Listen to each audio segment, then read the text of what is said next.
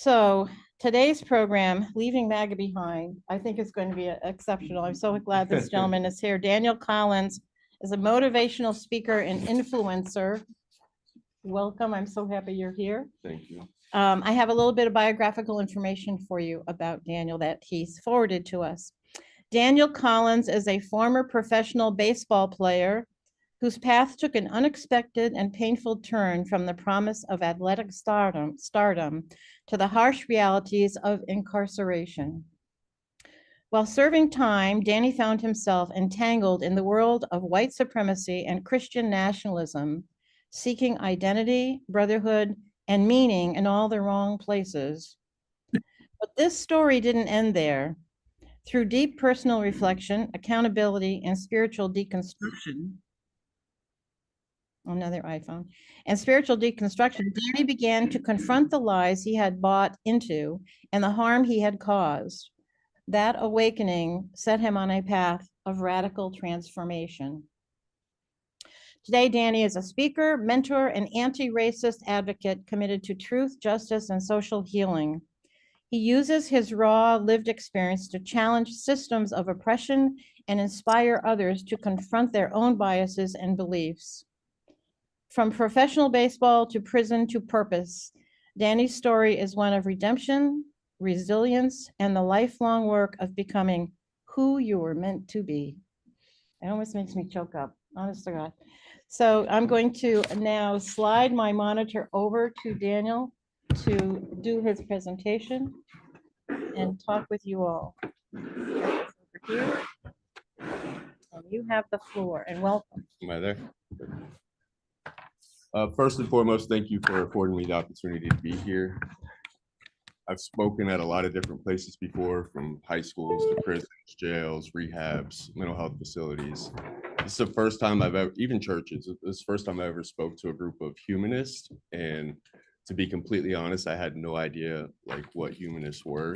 So I had to Google it to make sure I wasn't coming to talk to people that were like worshiping statues of tofu or something. But I found out that much of what humanists believe is what I became, reasoning, science, data-driven, compassion, empathy, justice, all the things that I wish I would have learned at a much younger age. So I'm originally from Fort Pierce, Florida, born and raised here. I was actually raised in Lakewood Park.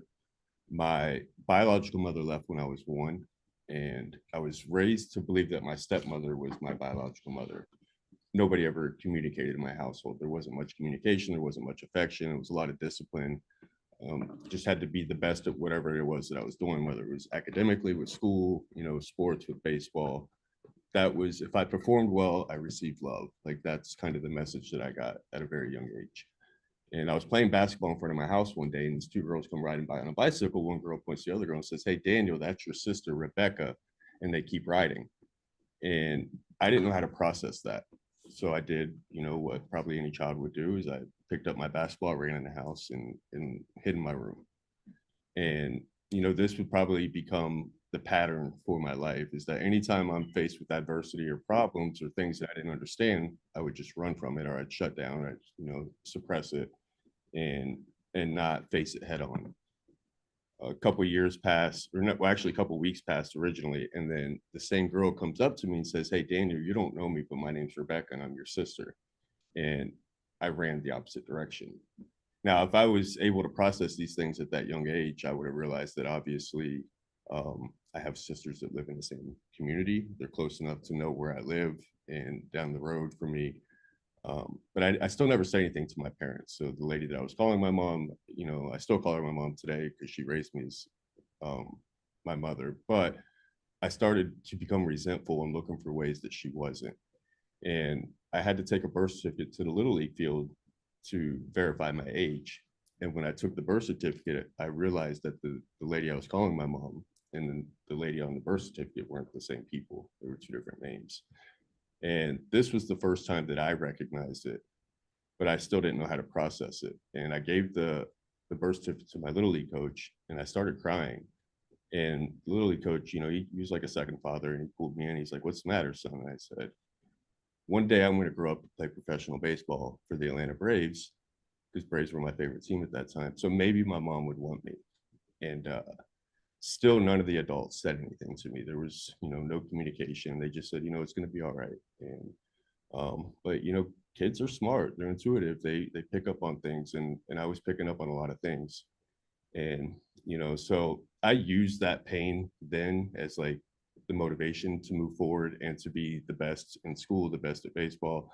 I ended up graduating high school, 10th in my class out of like 250 students. I played baseball, varsity baseball. Then I went on to play college ball at Indian River State College. And lo and behold, when I was 19, I signed with the Atlanta Braves. So the power of the words that we say in our lives and what we truly believe. But that was my goal. And I remember, as a kid, there was always fights in my house of how I should be disciplined. My dad was like, as long as he makes straight A's and plays baseball, I'll pay for his gas, his insurance, his car, and all that stuff. Whereas my mom, my stepmom, who I always call my mom, she would say things like, you're living in la la land, only one in a million make it. He needs to get a job and learn responsibility. And I used to take that to heart, and I would get upset, obviously. And I'll never forget when I signed that contract, my dad looked at her and said, I told you so. But we still never had any conversations about like what happened, with my biological mother. And I still felt empty. I still had this void, a lot of questions about life in general. My dad was a devout Catholic, my mom's more of a Southern Baptist, but all my family were, Christians. My community was predominantly white, predominantly Christian. And so I was taught a lot of the extreme Christian beliefs as well, that homosexuality is a sin, that abortion is murder, and I was conditioned to believe these things, at a very young age.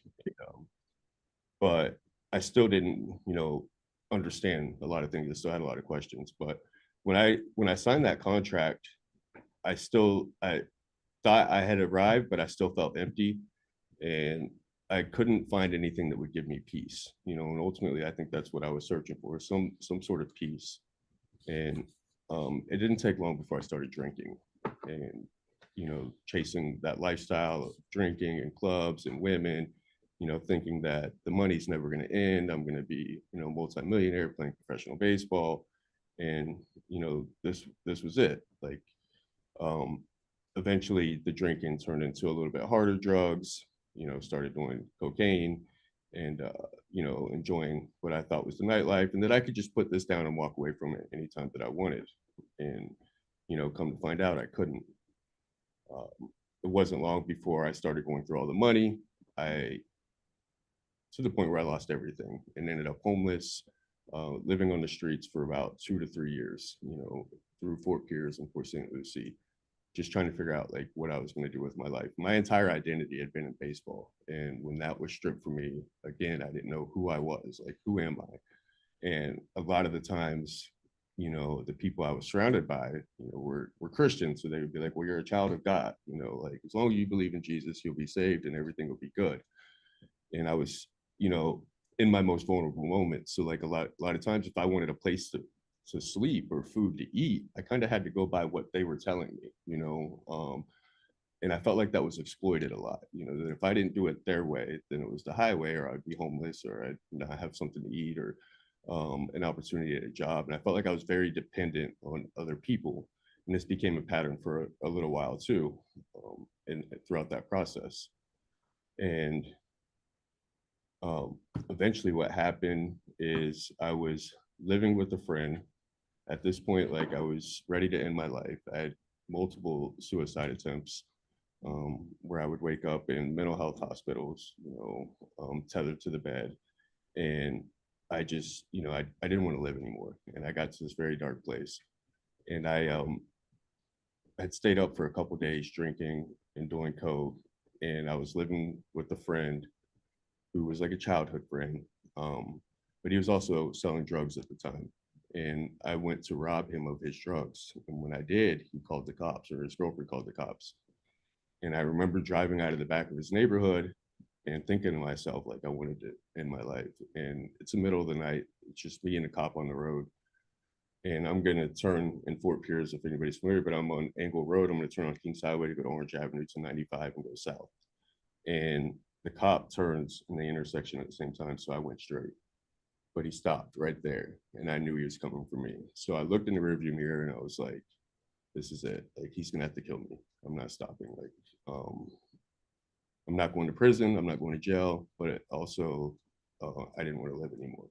So I ended up in a high-speed chase, and I ended up going all behind, across the street from where Westwood is in Fort Pierce, through these back roads of a neighborhood, and flipped my truck into the Taylor Creek Canal. Surprisingly enough, I somehow got out of this vehicle. A lot of people wanted to attribute that to God as well, that, you know, Jesus once again had saved my life. And again, I ascribed to that and bought into that for a while, but you know, the truth of the matter is I just didn't know. Like, if I was completely honest, I don't know what happened. I don't know how I got out of that truck, but I ended up on the side of the canal bank. And when the police came and the ambulance came the next day, I'm covered in blood. The the the power of the truck sinking was so strong, like a vacuum, that it pulled my boxers off, my shoes off. Like, it was just bad. And I'm sliced open from my hand, like my face, everywhere. And the cop gets there, and I'm like, I thought they had pulled me out of the vehicle. And I'm like, you guys pulled me out of the vehicle. You left me here for dead. I need help. Well, they kept asking me who was driving. And I said me. And because I didn't know the system at that time, but I could have really said, I don't know who was driving, and he must have got away. You know, but nevertheless, I ended up taking accountability for that, and I got sentenced to 5 years in prison, followed by a year house arrest. And you know, my first time in prison, things weren't to me that bad. You know, like, most of my time was in the county jail in Fort Pierce. Went to prison, but I never really made any changes. I got harder into the Bible, harder into Christianity, to the point where I was like, now I'm going to get out and be a youth pastor. You know, like, this was like my new goal and my new identity. And I got out of prison. I went to seminary school, ended up, you know, doing that, and became a youth pastor at a church in Bureau. Excuse me. Um, but again, I'm not believing what I'm preaching to these kids, that if you don't accept Jesus, you're going to go to hell. You know, all the shaming about sexuality, or, you know, just different, you know, subjects and issues that a lot of, you know, the Christian church. And it was hard for me because I'm preaching a gospel that I don't truly believe in, but it's what I've been taught to believe my entire life, that, you know, it was what I had to buy into in order to get acceptance and to be validated through different people. And it didn't last long before I relapsed again, you know, because to me it was superficial. I didn't do any really inside work to change myself. I was just trying to keep up with the appearances of what I'm supposed to do as a good Christian. And but again, I never had any peace through any of that. And ultimately I relapsed again. Got charged with a burglary at my parents' house, in which my dad said I could be there. My stepmom said I couldn't, and I was wrong. I was using drugs and I was doing things to feed addiction. And the state offered me 15 years when they arrested me. So once they offered the 15 years, my mom had been the one to press charges. She went to go drop the charges. She went to state and said, no, this isn't what we wanted. We just wanted him to get some help. You know, he needs help. He doesn't need, you know, 15 years in prison. Well, the state told her that you're no longer the victim, you're our star witness. He didn't commit a crime against you, he committed a crime against the state of Florida. So 15 years is the offer. And, so I fought this for a while.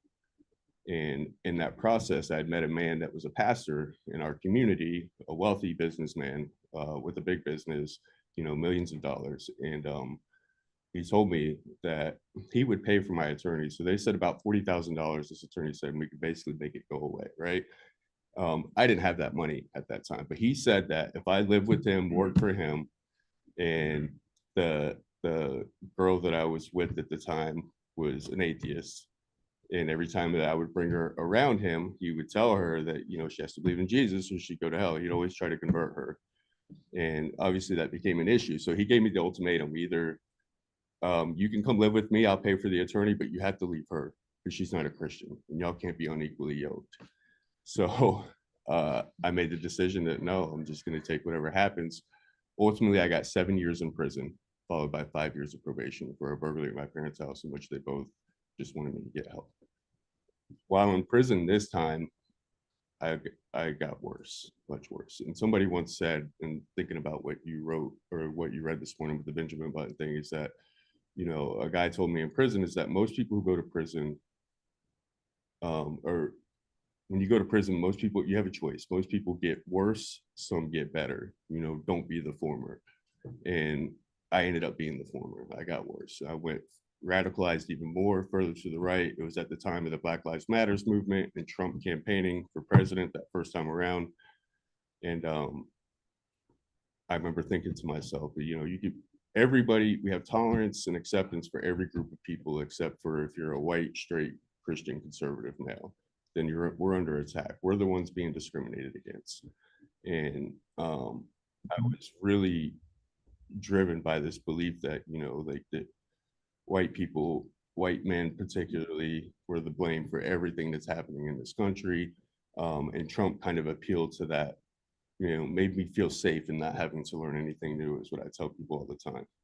And so, but while I was in prison, and that's the other thing that you read about, meeting new people with a different perspective. And that's what happened. While in prison, I met a guy by the name of Rashawn Clark, and he was sentenced to prison at a Stewart, Martin County, the 19th Judicial Circuit, which I was sentenced at a St. Lucie, but it's still all the 19th Judicial Circuit. He was sentenced at the age of 16 to 20 years in prison, followed by 10 years probation. A case in which nobody got hurt, nobody was physically hurt, one felony. But I remember we became friends in prison because we're from the same place, but also I used to get the Wall Street Journal sent in, and he wanted to read it after me. So like, we ended up talking a lot. But then we got into politics a little bit, and I would be like, well, stop being the victim. You know, we got to accept personal accountability for our actions. We have nobody to blame. We're the reason why we're here. And he said, well, that's easy for you to say. He said that when that judge sentenced you, you had 14 felonies. You'd been to prison and back home twice before I get out once. He said, I accept personal accountability for my actions, but the differences in the sentences are night and day. He said, when that judge sentenced you, he looked at you as the all-American boy, a person that had went to college, had mental health and substance abuse issues, but your life was redeemable. He said, when that judge looked at me, he didn't look at me as somebody worth saving. He thought I was just another Black kid lost to the system, a criminal, a thug, a savage. And he didn't see my life as being worth redeeming. And at the time, I was really big into Candace Owens, and I was like, well, you need to be like Candace Owens. And if more people would just get off the Democratic plantation, if more people would just, you know, stop being the victim and realize that they don't care about you, they just care about your vote. And then he told me to read a book by Michelle Alexander, The New Jim Crow: Mass Incarceration in the Age of Colorblindness. And that book forever changed my life. And that's what began the deconstruction process for me, from like literally everything. And that's what helped me find peace and healing, is because, you know, I realized that my entire life that I was people pleasing and seeking validation, especially growing up in a community that's predominantly white, that's predominantly Christian, my entire family. And this is what I had been taught to believe my entire life. And you don't question it. It's just a blind faith. This is what it is. You don't question it, and you have to accept it. But if anybody that has any bit of reason and logic and intellect, you start to question these things, and it just doesn't add up, right? And that's what started to happen. But I was just like, but at what cost, right? Like, because I was in poverty, destitute at the time, you know, like my fear was that I would literally be homeless again if I didn't, you know, stay with this group of thinking and, you know, abide by the rules. And it's kind of what happened. I was, you know, married to somebody that was MAGA, somebody that didn't believe in my new worldview, and gave me the ultimatum. In the process, I also got a social media platform with a couple 100,000 followers, but she gave me the ultimatum of basically give up this platform, or you can give up this platform and be with me, or I'm leaving, because all my clients are Trump supporters. They're all Christians, and, you know, it's going to end up impacting my business. And I was like, well, this is, you know, what I believe in. This is what I'm passionate about. I'm not, you know, I'm not giving it up. So I guess we have to go our separate ways. But since I'd been in prison, I'd been a convicted felon, you know, getting a job, housing, employment, all of that stuff's really hard. And that's what helped me realize that, you know, how the systems of oppression worked. And as a white man that was caught up in the system, I realized that was collateral damage in a system that was literally designed to target people of color, and the Black community specifically. Because when I looked at 1960s during Jim Crow segregation, Black people faced second class citizenship. They were disenfranchised from voting, um, couldn't get housing, or they could be denied housing, employment, education based on their race. Well, we passed the 64 Civil Rights Act, the 65 Voting Rights Act, which said we can no longer do that, and based on race. Well, most people that were by Christian nationalists and Republican principles said that's when racism ended. And but that's when it evolved, because we had a 700% increase in our prison population, and 1 in 4 Black males carry convicted felon label, 1 in 6 Hispanic males, 1 in 17 white males. So I had to realize that, like, in 2025, there's one group of people that you can still legally discriminate against. You can disenfranchise from voting, you can deny housing, you can deny employment, you can deny education, and that's convicted felons. And once I experienced it myself firsthand, that I cannot vote right now, still to this day, I cannot vote. I was denied housing. I had to move 5 times last year because I couldn't get a place. I didn't have any credit history because I had been in prison for 10 years. I didn't even have bad credit. I just had no credit history. So not only was I a convicted felon, but I had no credit history. So I was denied housing. And if I didn't have people to co-sign for me, like a support network, like I would have been homeless in the streets again, no matter how hard I tried, no matter how much I healed, no matter how much, I rehabilitated, there were still these barriers. And I realized that if it was like this for me, how much worse is it for people who don't have family, who don't, that are in abject poverty, or people that don't have access to any type of resources, or been in prison since they were 16 and don't have the education. And so like that's what really opened up my eyes. And that's why I said, like, I will not compromise on this, because truth is truth, and once you see it, you can't unsee it.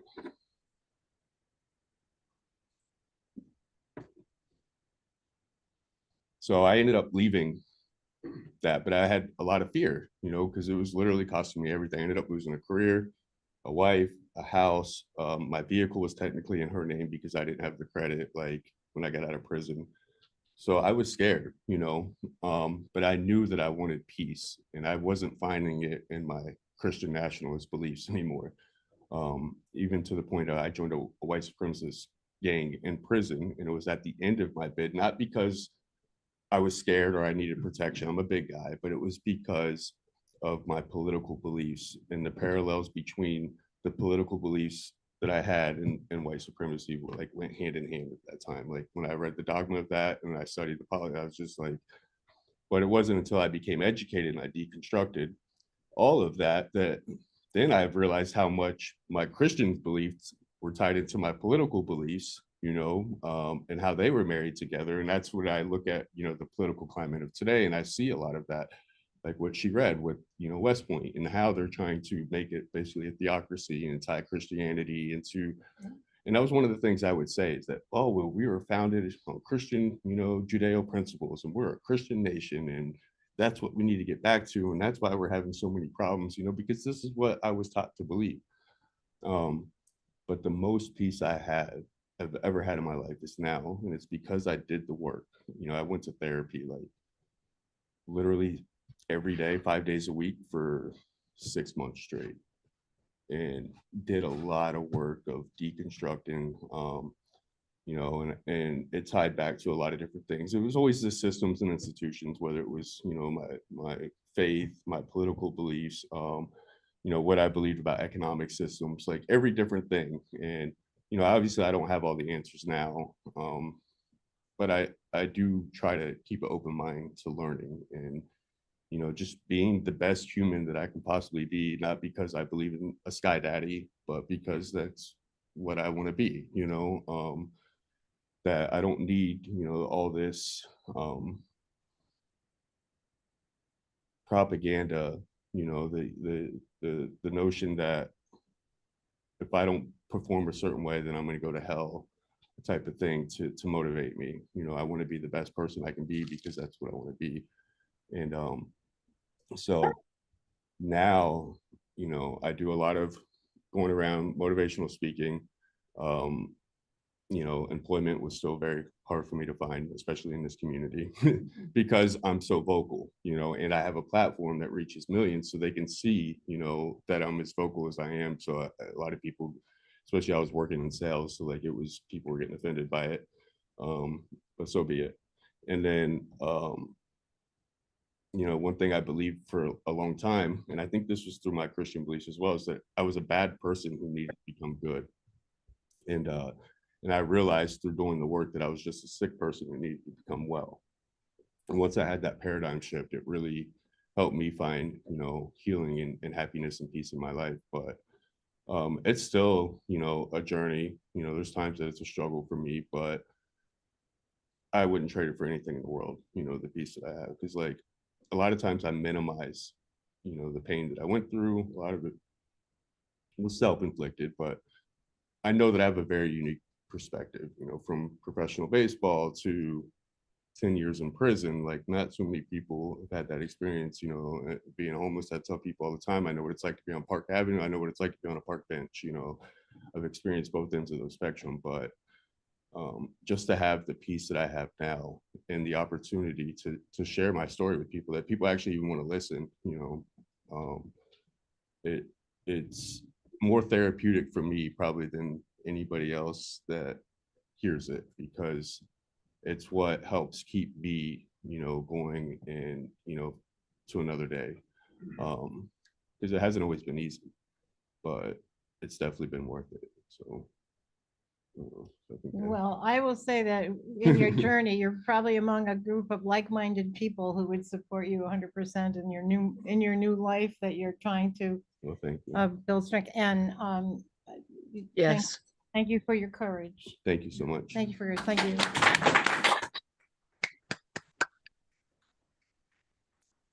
And Rashawn gets out, actually. He's in here right now, but he gets out. He's technically at work release right now, so he's allowed to be on a cell phone.